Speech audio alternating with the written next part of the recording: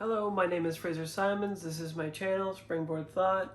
Today I'm going to be talking about Jordan Abel's Nishga, which I don't think appeared on any prize list. Possibly the Writer's Trust. I'll have to double check. Hopefully it did make it somewhere. I don't think it won anything. Hopefully it will be on next year's prize round. If this book, as well as Nopaming, did not make it onto at least Canada Reads next year, I think that would be a travesty. This book is highly, what I would say, unconventional, very different. It is trying to completely articulate Jordan Abel's journey as a displaced Indigenous person and survivor by way of residential schools in a sort of secondarily impacted person. Yet we see that his not being specifically present at the residential school doesn't preclude him from being grievously harmed by way of his parents' interactions with him and from him being removed from his culture and the knowledge of his people. And so this is very interesting because you get far more context than you would from a normal sort of memoir standard only text. This has art pieces that are both original by him, some produced by his father. They look like found objects placed over text, and the text will sometimes subsume the object in the foreground, which is the artwork of his father, of Indigenous descent, and are probably some of the most well-known artworks in Canada ever, I would hazard a guess. And slowly you start seeing these objects take on different shapes and sizes and qualities as the text is, as I said, subsuming the object, or the object is overriding the text and you can't completely make it out. Yet the parts that you can make out obviously tell you somewhat of what the text is, even if you aren't told immediately what it is. And of course the text varies. It's not a static text throughout all of these things. I'll also take pictures and put them up because it's very hard to explain this, I'm finding. But sometimes what you get also is within these objects that is his father's artwork, there are pictures that are only partially giving the context of the full image as well, because they fit within the image and no more. So you can kind of make out locations if you're pretty familiar with Canada. Other times you probably won't. But always these, the interplay of the objects and the text are communicating different aspects of Jordan Abel's identity and his search for it and his fracturing and splintering of identity therein.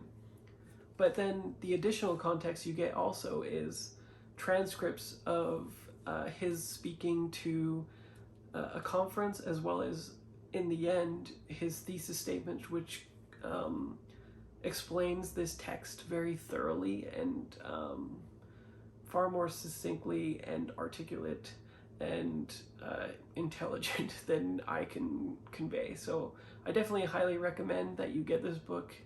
If it's not already clear, I rated this 5 stars.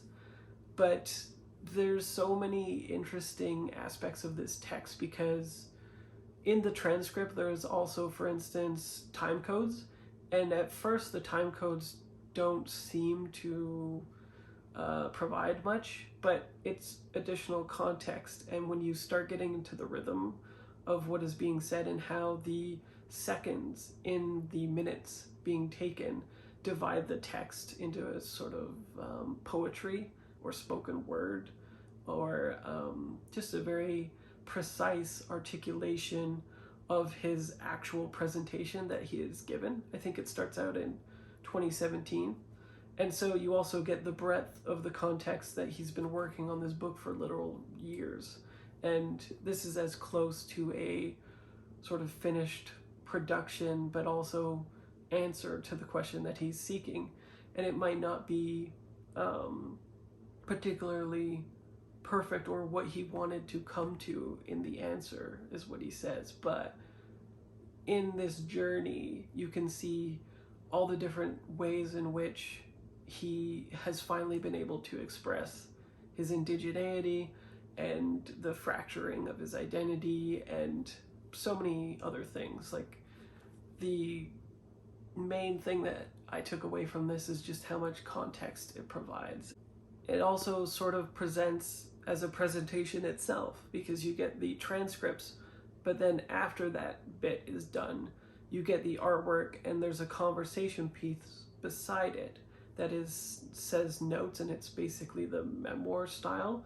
It is epistolary, basically, where it isn't particularly a letter to himself or in a journal, yet it really feels like that. It's a memoir in that sort of flavor, essentially. And that gives you context to the actual image. So even just staring at those 2 pages can take you quite a long time to actually, consume everything and try to get what you need from it, in the same way that you would engage with a gallery in which these pieces would be hung, and you'd see those little placards with, a note similar to this. And then it also shifts into, of course, him explaining what the book actually is and the different sort of harm that he has experienced. Everything from microaggressions to nuanced but lacking critique in his own previous work, which is elucidated here quite well.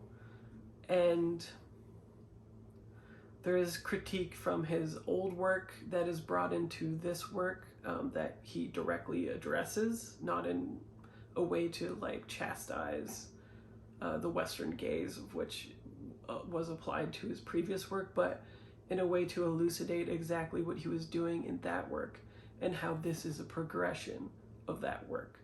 So it's just a really incredible piece. I hope that more people pick this up and consume it, because I'd like to have a discussion around it. Like I said, it's very hard to speak about it, but it is essential, and I hope that it winds up in required reading classes, because when I was taking courses, I don't even think we were told about residential schools, and if it was very much in passing and like a short, abbreviated, truncated, from a Western perspective, why that happened, and not really addressing the trauma of it.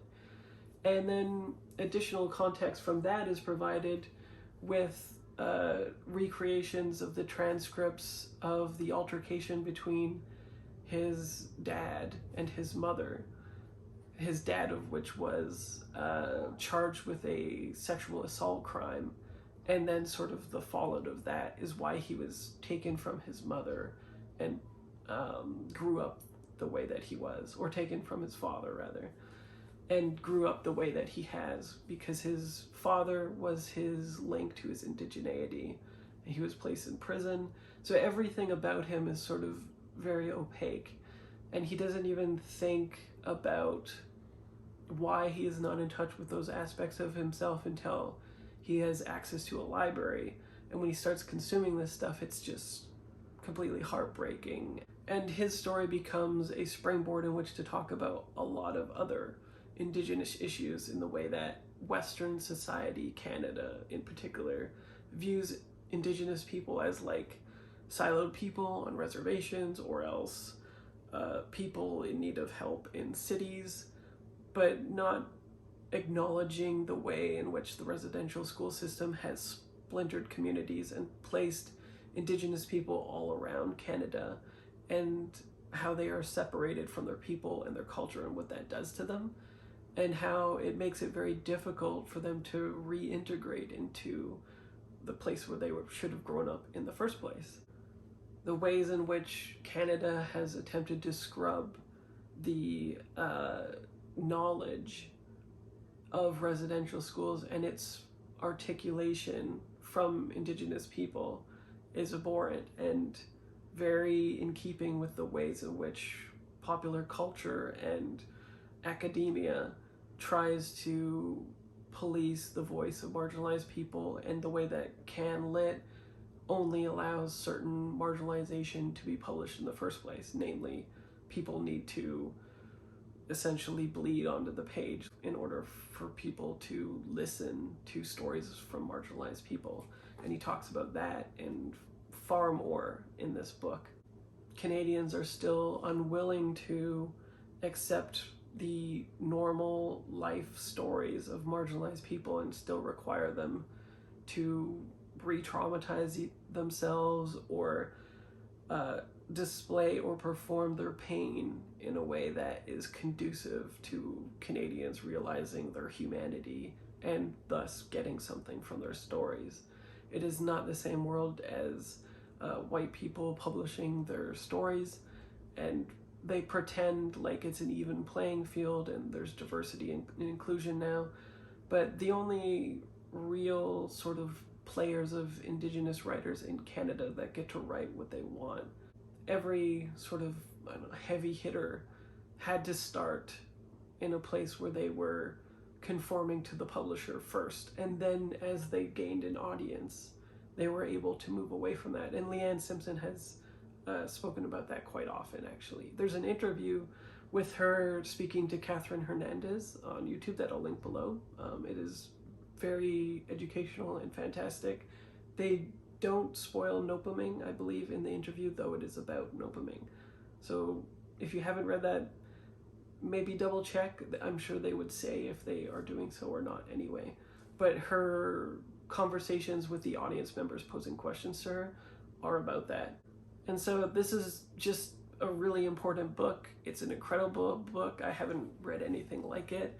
If you want to read something interesting, something new, something very prescient, well written, a mix of nearly numerous mediums that congeal into a perfect articulation of what Jordan Abel is trying to say, then I would urge you to pick up Nishga, please, and support him.